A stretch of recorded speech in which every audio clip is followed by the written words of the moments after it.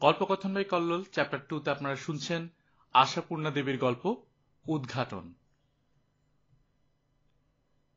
বাবা, লেটার বক্সের চাবিটা আপনার কাছে রাখার কোনো মানে আছে? আকস্মিক ছেলের এই তীক্ষ্ণ প্রশ্নে ভ্যাবলা হয়ে গেলেন গৌরীশঙ্কর। থতমত খেয়ে বললেন, মানে মানে মানে আপনার তো চিঠিপত্র বিশেষ কিছুই আসে না। চাবিটা কাছে রেখে দরকার কি আপনার? ওটা আপনার বৌমার কাছেই দিয়ে রাখবেন। দরজার কাছে দাঁড়ানো ছেলের দিকে তাকিয়ে দেখলেন গৌরীশঙ্কর। অবাক হয়ে গেলেন। রাখলে পারেন নয়, রাখলে ভালো হয় নয়, রাখবেন, আদেশেরই সামিল। ছেলের হঠাৎ এরকম আক্রমণাত্মক ভঙ্গি কেন? বরাবরই তো লেটার বক্সের চাবি গৌরীশঙ্করের কাছেই থাকে। 3 তলার এই ফ্ল্যাটটা যখন কেনা হয়েছিল, সিঁড়ির তলার দেয়ালে লেটার বক্সটা বসানো হয়েছিল, তদবধি তো এই মানেহীন কাজটা চলে আসছে সংসারে। সারি সারি অনেকগুলো বক্সের মধ্যে বসানো হলেও গৌরীশঙ্করদেরটি বিশেষ স্পেশাল। অর্ডার দিয়ে করানো হয়েছিল, ডালাতে একটু কারুকার্য করে, আর পুটপুট একটা তালা ঝোলানোর বদলে মজবুত গা চাবি করিয়ে। সেই চাবি তদবধি গৌরীশঙ্করের পৈতে আশ্রয় নিয়ে আছে। ডুপ্লিকেট একটা ছিল, কমলিনী সেটা নিজের কাছে রেখেছিলেন। বলেছিলেন, তুমি কখন বাড়ি থাকো না থাকো, ওটা আমার কাছে থাক। তাই রেখেছিলেন গৌরীশঙ্কর। তবে হেসে বলেছিলেন, 3 তলা সিঁড়ি ভেঙে চিঠি আনতে যেতে এনার্জিতে কুলোবে তোমার? কুলোয়নি কোনোদিনই। হাঁটুর ব্যথা নিয়ে 12 মাসে ভুগতেন ভদ্রমহিলা। তথাপি তিনিও হেসে বলেছিলেন, তা না কুলুক, তোমারটা যদি হারিয়ে টারিয়ে যায় ওটা বার করে দেব। আমার একতারে থাকলে দরকারের সময় পাওয়া যাবে, না হলে তো। কিন্তু তেমন ঘটনা আর ঘটল কবে? গৌরীশঙ্করের মজবুত পৈতে মজবুতভাবে বাঁধা আছে চাবিটা এ যাবৎকাল। বরং কমলিনী হারিয়ে গেলেন। এমন হারিয়ে গেলেন যে দরকার পড়লে জিজ্ঞেস করা যাবে না, চাবিটা কোথায় গো? সাথী তো খোঁজবার চেষ্টা করেছে তলে তলে, অবশ্য সুবিধাটা কমই পেয়েছে। জিজ্ঞেস করার উপায় নেই, সেটা তো একটা মস্তই অসুবিধে। তাছাড়া শ্বশুর ঠাকুর ইহলোকে থাকলে পরলোকগতা শাশুড়ির বক্স আলমারি কতই বা ঘাটা যায়, সেখানেও চাবির কবজা। অথচ গৌরীশঙ্কর লোকটা কিন্তু আর দুধে প্যাটার্নের নয়, আসলে লোকটা বেহুশ। তার উপস্থিতি কোথায় কি অসুবিধা ঘটাচ্ছে, অথবা তার চির অভ্যস্ত ব্যবস্থাগুলো কারো বিরক্তির কারণ হচ্ছে কিনা, তা লোকটা টেরই পায় না।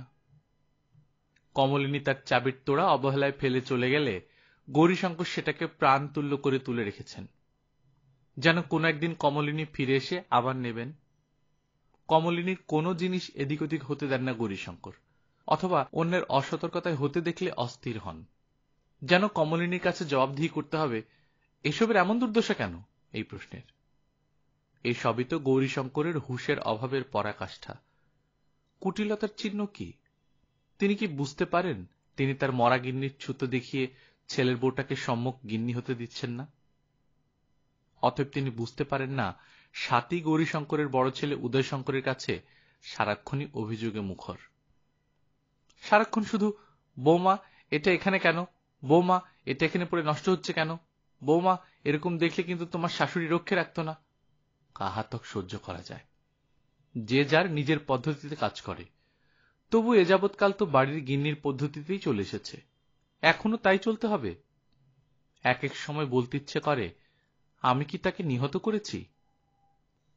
কিন্তু এসব যা হোক, অভিযোগ তুমুল হয়ে উঠেছে লেটার বক্সের চাবিটা নিয়ে। সাতের ক্রুদ্ধ নালিশ, এ তো আর তোমার মার স্মৃতিচিহ্ন নয় যে বুকে রেখে দিতে হবে। নিত্যদিনের দরকারি জিনিস লেটার বক্সের চাবি, এটাকে কবজার মধ্যে রেখে দেবার দরকারটা কি? সকলের তালা চাবি, তোমার আবার বেশি কায়দা, গা চাবি, যেন টাকা কড়ি থাকবে। এই ধিক্কার বাণীর মধ্যে যে সত্যটি প্রচ্ছন্ন থাকে, সেটি বুঝতে কি আর অসুবিধা হয় উদয়শঙ্কর নামের লোকটার? সে কি আর অনুধাবন করতে পারে না যে ওই গা চাবিটা অসুবিধাকর বলি এত বিরক্তি? তালা চাবির সুবিধে এই যে অনায়াসে একটাকে খতম করে দিয়ে অপর একটাকে পুনর্বিন্যাস করা যায়। কিন্তু সাতির উত্তেজিত প্রশ্নের মধ্যেই তো সাতির প্রশ্নের উত্তরও নিহিত ছিল। উদয়শঙ্কর বলে ফেলেছে, তা সত্যি টাকা কড়ি তো নয়, মাত্র তো ডাকের চিঠি, তোমারই বা ইনি এত রাগ কেন? নিচের তলায় গিয়ে চিঠি নিয়ে আসা তো একটা খাটুনি। বাবা যখন তখন টুকটাক রাস্তায় বেরোন, চিঠি এসেছে দেখলেই তো নিয়ে চলে আসেন।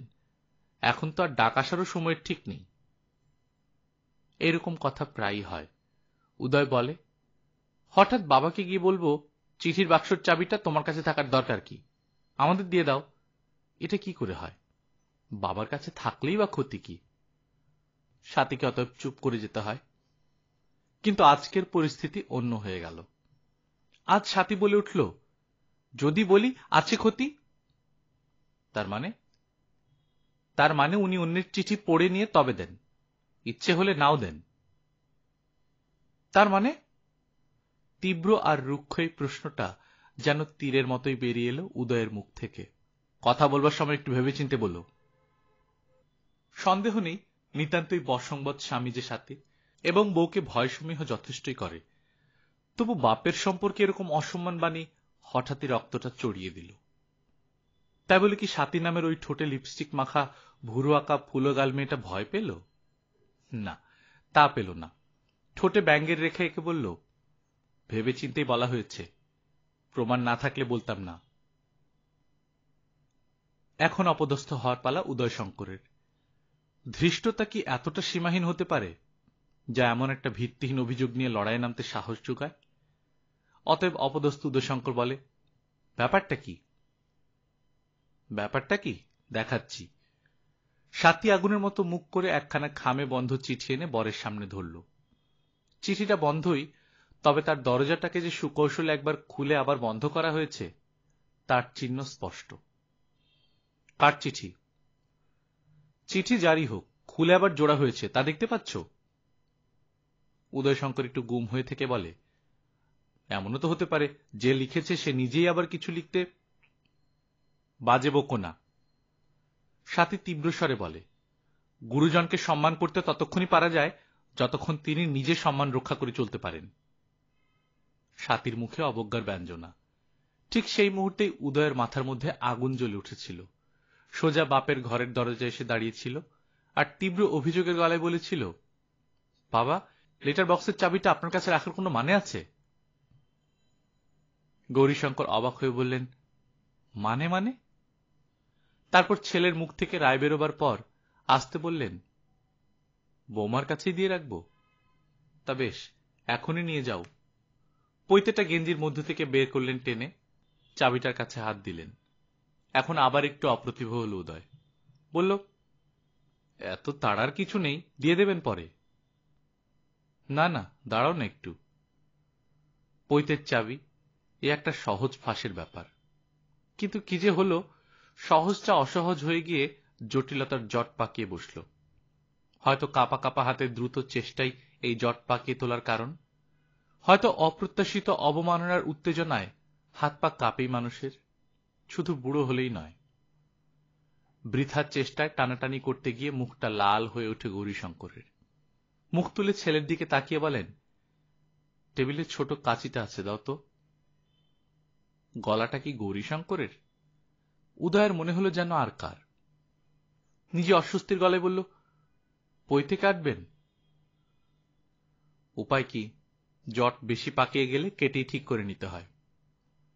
উদয়ের মনে হলো গলাটা আরো অস্বাভাবিক। অতএব আরো অস্বস্তির গলায় বলল, তারা কি, দেখুন না ধীরে সুস্থে, পৈতে কাটা তো নিয়ম নয়।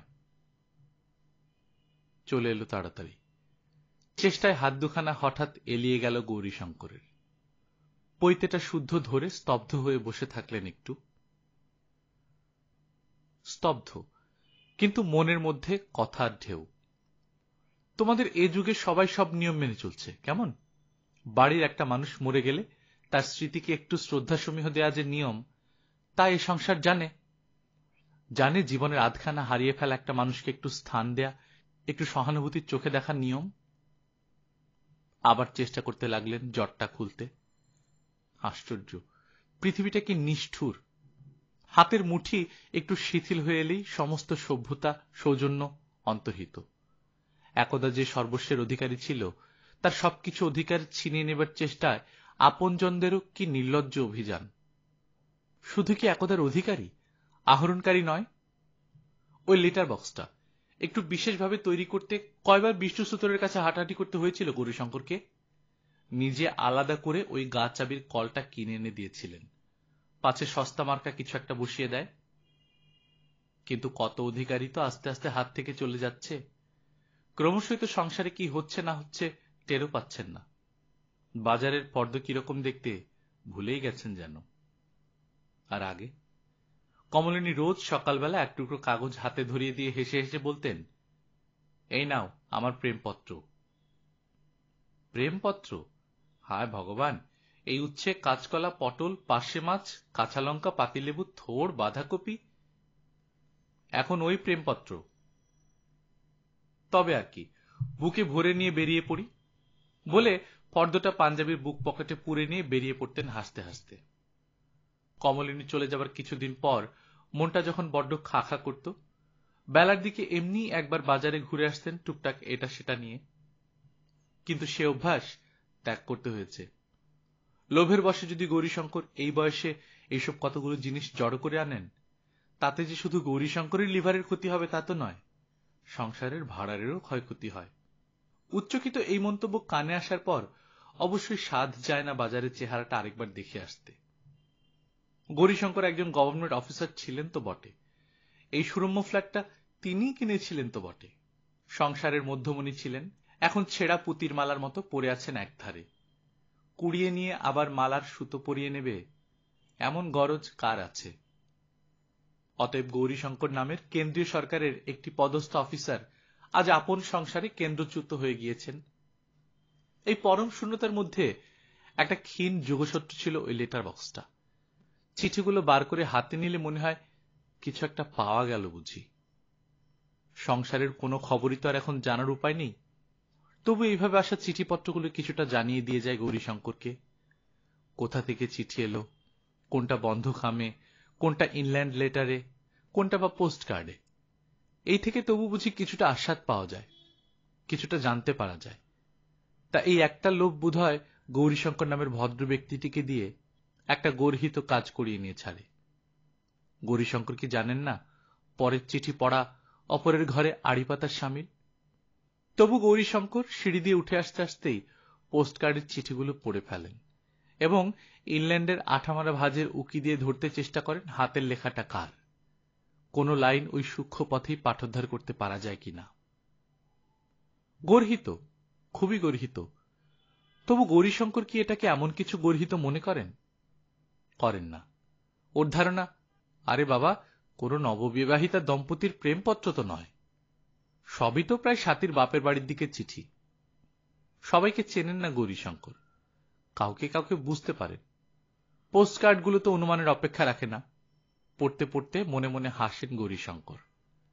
আহা, বৌমার এই মাসিটির কি হস্তাক্ষর! আহা, বৌমার এই কাকাটির চিঠি মানি অভাব জানানো। আর বোমার এই বর্দি পোস্টকার্ডের দামটা উসুল করেন বটে, 4খানা পোস্টকার্ডের মাল এই একখানায়। তবে হ্যাঁ, পড়তে ভালো লাগে, খবরে ঠাসা। আচ্ছা, এইসব খবরের সঙ্গে গৌরীশঙ্করের জীবনের যোগ কি? যাদের খবর তাদের অনেককে তো চেনেনই না তিনি। তবু এই সংসারের জীবনের সঙ্গে তো যোগ আছে, যে যোগসূত্রটা কমলিনী ছিঁড়ে নিয়ে চলে গেছে। ওই খুদে খুদে অক্ষরে লেখা লাইনগুলো থেকে গৌরীশঙ্কর জানতে পেরেছেন বৌমার বড়দির মেয়ের বিয়ে ঠিক হয়েছে। পাত্র কি কি গুণ সম্পন্ন, কতখানি খায়, তাদের বৌমাকেও যেতে হবে সেই বিয়ে উপলক্ষে সিউড়িতে। এইসব কথা কেউ বলতো গৌরীশঙ্করকে? কেউ বলতো বৌমার কাকার নামে যখন মানি অর্ডার যায়? কিন্তু এ সবই তো পোস্ট কার্ডের ব্যাপার। এটাকে না হয় কম গর্হিত বলে মনে করা চলতে পারে। যে বাক্যাবলী একেবারে উদ্ঘাটিত হয়ে শত শত মাইলের পথ অতিক্রম করে চলে আসছে, তার জানলায় চোখ ফেলা এ আর এমন কি দোষের? একটু কৌতূহল চরিতার্থ মাত্র। কিন্তু খামে বন্ধ চিঠি, তাকে খুলে নিয়ে দেখবেন গৌরীশঙ্কর? এত নির্লজ্জ আর অদম্য কৌতূহল! কোন ভদ্র ব্যক্তির পক্ষে এটা মার্জনীয় অপরাধ। স্বাতী নামের মেয়েটা যদি এতে ঘৃণায় ঠোঁট বাঁকিয়ে বলে, গুরুজন নিজের সম্মান যদি নিজে রাখতে না জানেন, কে সমীহ সম্মান দিতে পারবে? তো দোষ দেয়া যায় না তাকে। আর এতে যদি সে ক্ষিপ্ত হয়ে অধিকার কবলিত করতে চায়, তাও অন্যায় নয়। কিন্তু গৌরীশঙ্কর নামের একজন প্রৌঢ় ভদ্র ব্যক্তির কেন এই অধপতন? যদি বা তার ছেলের বউয়ের নামে বারে বারে টাইপ করে ঠিকানা লেখা খামে চিঠি আসে, তার কি এসে যাচ্ছে? কি দরকার জানবার কে এই পত্র লেখক? কেনই বা ক্রমশ ধরে নেবেন তিনি লোকটার হাতের লেখা প্রকাশ করতে চায় না, তাই টাইপ করার ফন্দি। অনেকেই তো অফিস থেকে চিঠি পাঠালে ঠিকানা টাইপ করে দেয়। অফিস থেকে কোনো কারণে চিঠি এলেও তাই হবার কথা। তবে তবে তিনি জল দিয়ে খামের মুখ খুলে উদ্ঘাটনের চেষ্টা করে বসলেন কেন আজ? কিছুদিন আগে তো একবার অন্যায় কৌতূহলের জন্য ধিক্কারই খেয়েছেন। সাথী কি অবজ্ঞায় মুখ কুঁচকে বলেনি, কি অদ্ভুত আপনার কৌতূহলের মাত্রা! আমাকে কে ঘন ঘন টাইপ করা ঠিকানায় চিঠি দেয় তা জেনে আপনার কোনো দরকার আছে? একই লোকই দেয় তাই বা ভাবছেন কেন? আর কোথাও কারো টাইপরাইটার নেই? তবু কৌতূহল সামলাতে পারেননি হতভাগ্য গৌরীশঙ্কর। কারণ তিনি ঠিকই বুঝেছিলেন একই লোক। একদা তিনি কেন্দ্রীয় সরকারের একজন পদস্থ অফিসার ছিলেন। তবু সদ্য এসে পড়া বন্ধ চিঠিখানাকে ঘুরিয়ে ফিরিয়ে উল্টে পাল্টে দেখে ভয়ানক একটা কৌতূহল আর কেমন একটা আশঙ্কা নিয়ে চিঠিখানা কাজ করা মেয়েটার হাত দিয়ে পাঠিয়েই দিতেন সাথীর কাছে। শুধু আজই খুলে ফেলেছিলেন গতকাল সাথীর নামে একটা ইন্টারভিউ লেটার আসায়। আসানসোলের কোন একটা স্কুল থেকে অবিলম্বে শিক্ষিকা প্রয়োজন তাদের, খামের উপর স্কুলের নাম ছাপা। দেখে গৌরীশঙ্কর খুলে ফেলেছিলেন, স্কুল থেকে চিঠি কেন ভেবে, ছাপা চিঠি উদ্ঘাটনের দোষ কি? খুলে দেখে হাত পা কেঁপে গেল। তলে তলে চাকরির চেষ্টা করছে সাথী।